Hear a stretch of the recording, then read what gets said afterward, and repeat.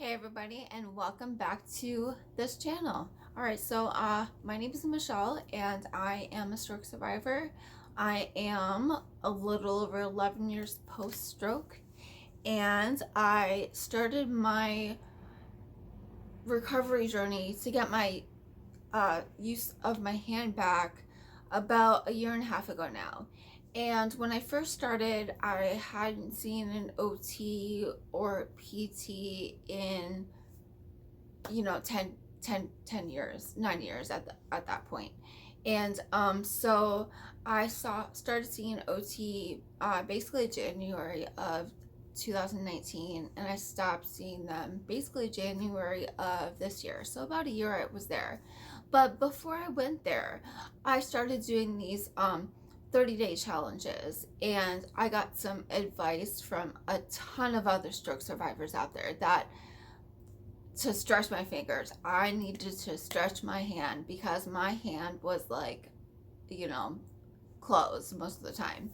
And so that was 100% one of the number two advice that I've received for getting my hand function back.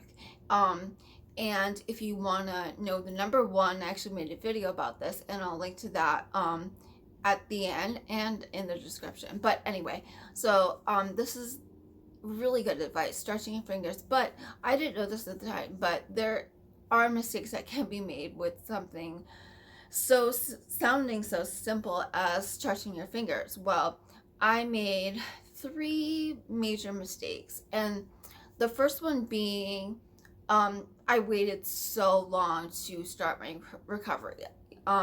There's reasons why I did. I don't need to get into that now, but what I can tell you is the reason I make videos is so your recovery can be easier than mine is. And so my advice to you is start now. Start now. So I'm going to talk about the mistakes I made. Then I'm just going to go over a couple ways that you can effectively stretch your affected side out. So number one, I waited so long to stretch my fingers. So, and number two is that when I did start stretching, I was like, all right, I'm gonna stretch my fingers, and I just stretched them like as far back as I could, and I just held it, and I definitely overstretched my hands because it is possible to hyperextend those joints, and you do that enough times and it'll stay that way. And so I definitely hyperextended it a little bit, not so much that I think it's going to cause damage, but enough to where my pinky kind of goes back farther than I think it should. But anyway, so that is a real concern. So definitely don't overstretch, and work into the stretch. You don't have to go as far back as you can on the first pull. You can ease into it and warm up those muscles just like you were warming up for a workout. And the third thing I did wrong was when I was stretching, I wasn't keeping my knuckles straight. And so because I waited so long, the tendons and the muscles down my arm, especially on the pinky side, have shortened. And it is possible to lengthen them back out, but it's a process. And so one of the things in that process is stretching, obviously. But if I'm stretching and my knuckles are bent, then that's still a curve that is added into that tendon that is not actually supposed to be there. So you need to keep all the joints straight and bend it back. And so a couple stretches that I have found to be really helpful is I hold whatever fingers I can hold on to. Usually it's the last three, which are really only the ones that I need kind of anyway. So I just hold the fingers I can where I can hold the knuckles straight, and I just bend back ever so slightly. And even just I pull it off to the side, keeping my wrist straight and my it flat, so there's no curve like this, because again, that's shortening the tendons and muscles. And so you want everything to be neutral and just stretch out easy and not overstretch. So holding the knuckles is a big thing. And then honestly, the stretch that I have been doing mostly, and the one I'm actually focusing on for September of 2020, is using this to stretch out my hand. And it's great because it's a functional grip. This is actually how you would like grab onto a water bottle or something.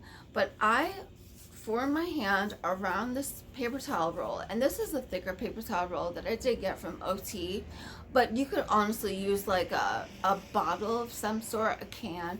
Now a can is too thick for my hand, so that's something I definitely need to work into. But I hold this and I make sure, sometimes my pinky comes up, but I make sure I've got a good grip on it. I oppose my thumb from the rest of my fingers, and I just hold on to this, and I will bend it up to stretch out that pinky side a little bit. I will bend it down this way to stretch out that thumb area a little bit, because again, because I didn't use my hand for so long, my hand is more like this, and my thumb does not want to move away from the side of my hand. So that's one of my big concerns with my hand usage. And so I know that others who have gone a long period of time without using the hand can probably relate to that a little bit. And so this may be really helpful for you guys as well. So that is where I'm at, especially that's where I'm at this month. And this is the stretch I'm focusing on, is that functional grip stretch. And I want to stretch out these tendons. And I'll tell you what, the first couple days that I actually stretched it out, I mean, I felt it all the way down my arm. Now I'm feeling it less than my arm right now. We're like 10 days into September now, and I'm hoping that means that it's starting to stretch out, and so I'm not able to get as deep of a stretch, because I don't need as deep of a stretch because I'm lengthening them. So we will see. Only time will tell. But all I can do is keep trying, and that's same for you guys. I hope you found these tips helpful, and if there's any stretches that you have found helpful, please comment below. And I'm going to link to that video. It's going to be right on the screen next to me, and that's going to be the #1 thing you can start doing now to gain function back in your hand. And that was advice given to me by the OT I saw last year. I asked her a ton of questions while I was there, and this was one of her answers. All right, so go ahead and click that video. I'll see you in the next one.